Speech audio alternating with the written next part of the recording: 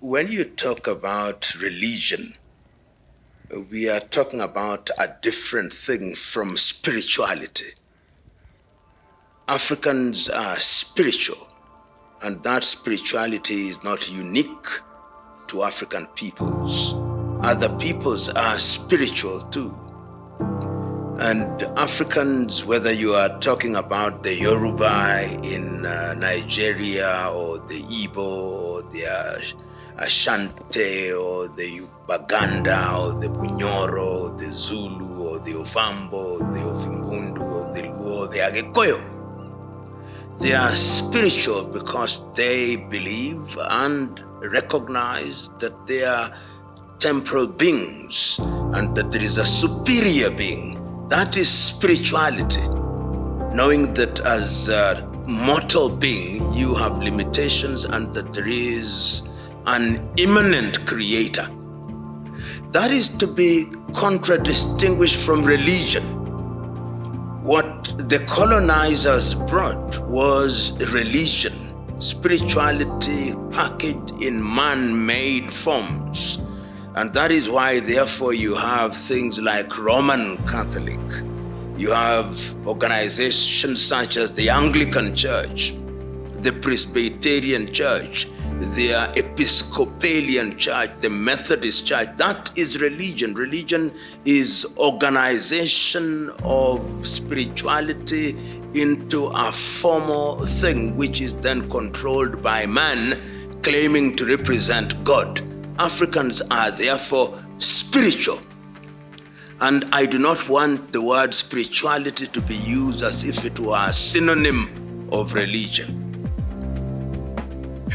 Part of the reason why we talk about religion, I know there is a Kenyan called Mbiti who has written a lot about African spirituality, and he says that Africans are notoriously religious. And that to me is a misconception. It is not uniquely Africa. If you go to other civilizations, go to the Hindus, and you read Hindu epics such as the Mahabharata or the Ramayana, you see how spiritual they are. If you go to the Jews and you go to the Talmuds and you look at the history of Judaism, and if you go to the Arabs and see the Quran and you read the Hadiths, you see spirituality. And when you come to African communities, you see spirituality. Who called it black magic? It is African religion and spirituality that other civilizations, particularly the whites and the Arabs, characterize as black magic. There is nothing black about it, and there is nothing magic about it. It is their way of communication with God. Every other civilization has dark powers, and those dark powers are the ones sometimes that are characterized as witchcraft. And if you want to know that these are known to all civilization, they have a word for it. Whenever you see that a society has a word for something, it means that they are familiar and that they practice that thing. So I don't want us to use the word black magic. If it is magic and witchcraft, let it just be witchcraft. And that is only so if you are speaking in English. If I were to be speaking in Chinyanja or Chichewa or Kihaya or Kizanaki, I would use different words. So let us sometimes also recognize very quickly that because we are defining ourselves in a foreign language, we carry the baggage of the use of those languages in a condescending manner.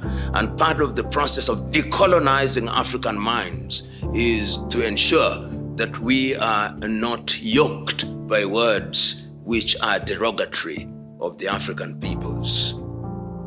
It is true that when Christians embrace Christianity and Islam, and indeed any other peoples who have embraced religion, there have been extremes and cults have come about.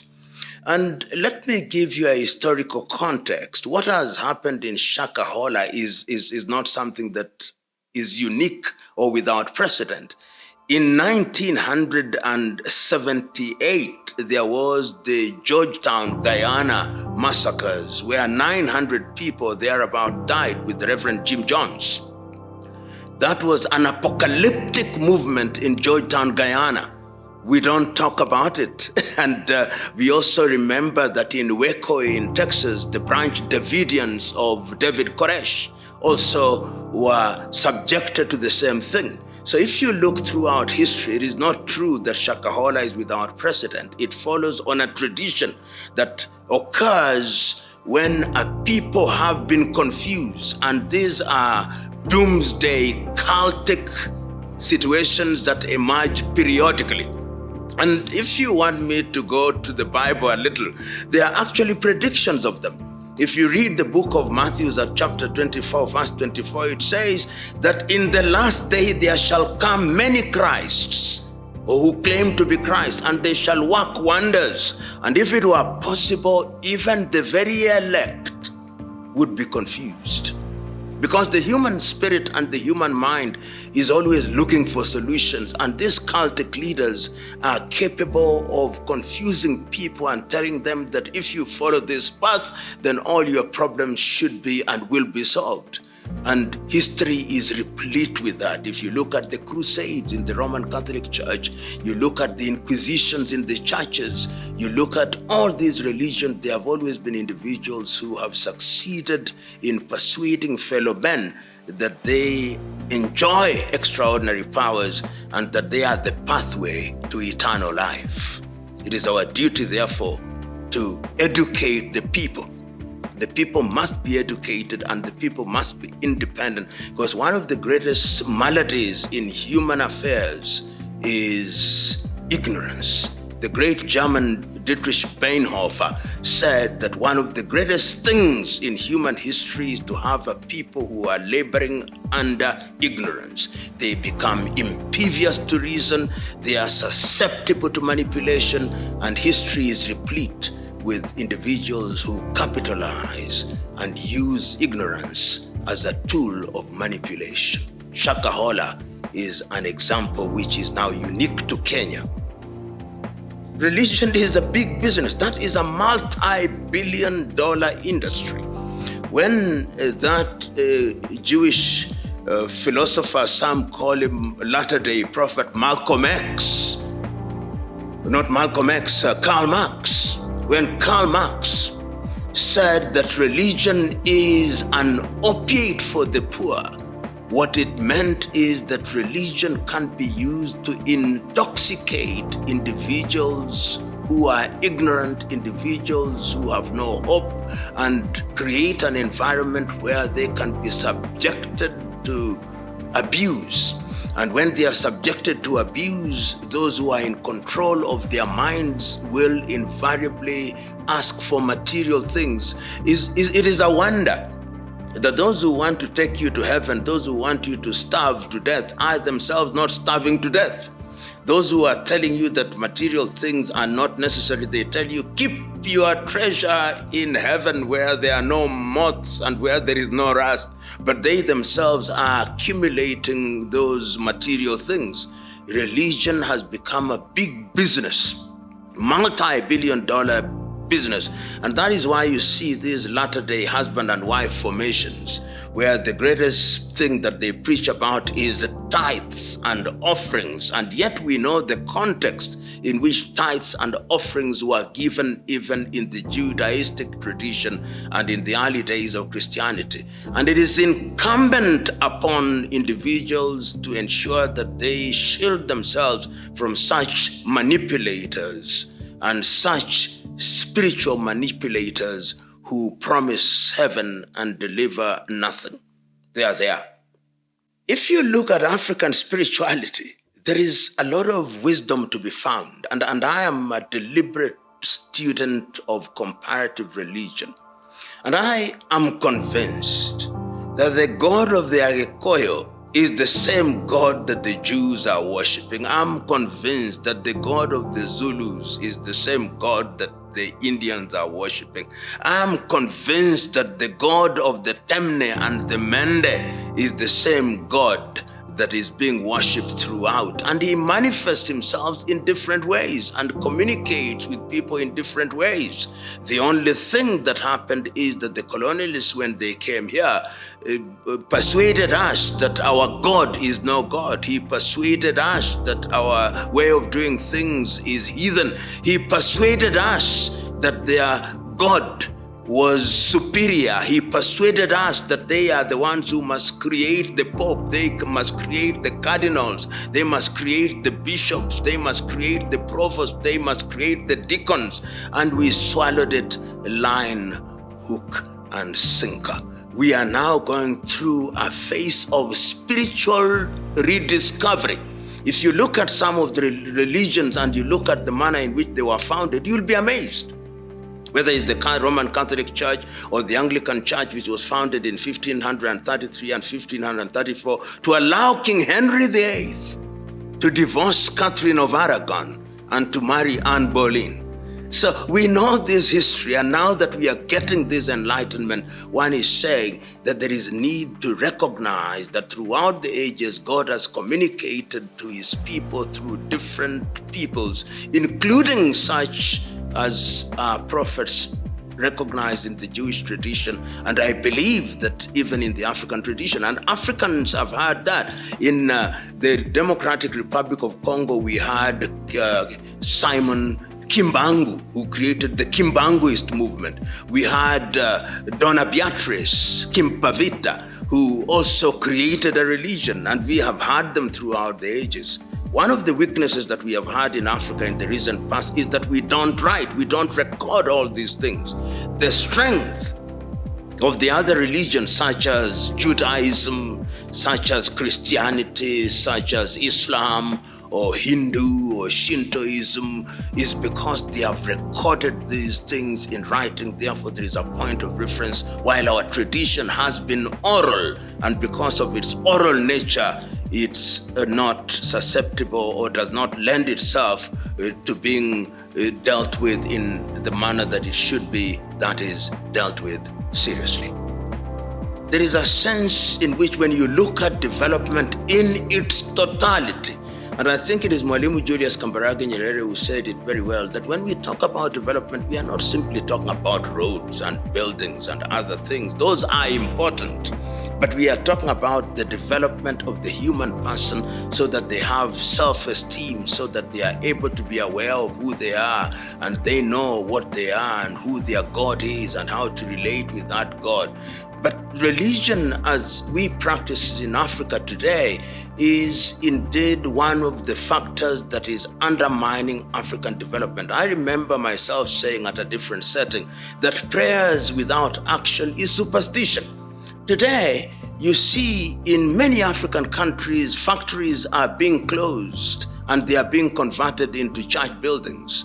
You see many critical institutions which ought to run being converted into church houses where no productivity is there. There is no production at all. It's just consumption and the collection of tithes and offerings. And the things that we ought to do for ourselves, we are praying and fasting. We are praying and fasting so that we may make cars, praying and fasting so that we may get into the technological world. I've said it and I repeat it, the things that require technology will never be earned through theology. Theology has its place and technology has its place, and in Africa, we are, in my view, even disobeying God himself. If you look at the Christian Bible, it says, go ye and subdue the world, it says. And it says, by the sweat of thy brow thou shalt live. How can you pray and fast and expect to compete? The Chinese are praying to their God. The Japanese, the Koreans, the others, but they are engaged in research because research is about God. If God says that he has created you in his own image and has given you a brain to think, how then do you think that God is going to supply you with manna and quail? I say sometimes half in jest and half seriously as a term of art, that if there was a kitchen where they were making manna in heaven and making quail, roasting quail and dropping them to man on earth, that kitchen was closed, never to be opened. It is manipulation once again. In the name of religion, men have killed, men have maimed, men have done terrible things in the name of religion. The Christian religion had its crusades where men and women were killed, women were raped in the name of religion. During the Inquisitions in Spanish, men were punished. Copernicus and others were excommunicated simply because they say the world was round rather than flat as it was believed in those days. In the name of religion, slavery had been instituted. The apartheid regime in South Africa was instituted by the Dutch Reformed Church with reference to the Bible.